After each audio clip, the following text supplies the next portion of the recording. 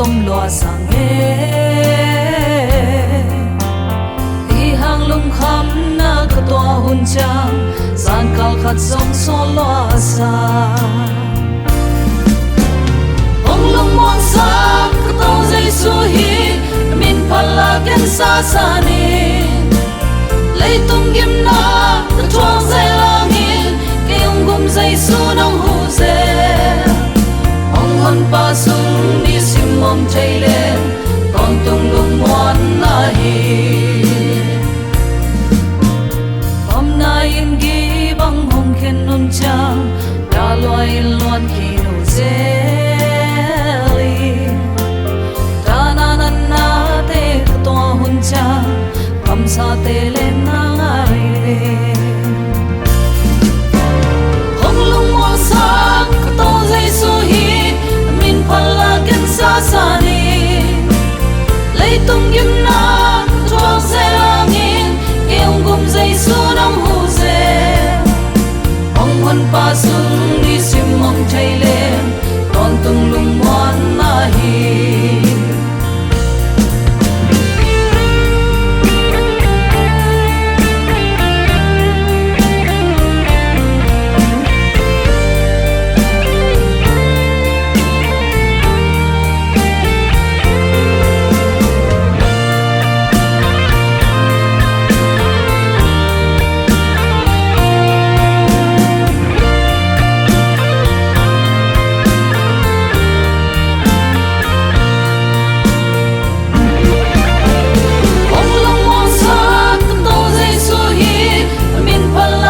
sa sa ni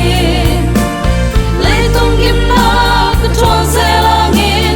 im gum zai su nong hu ze ong hon pa sung ni sim mom chai lên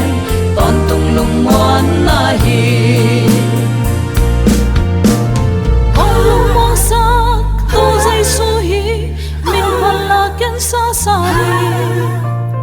lấy tung kim na ka chuang se langin im gum zai su nong hu ze ong mon pa sung ni sim mom chai lên ton tung lung mon na hi ong mon pa sung ni sim mom chai lên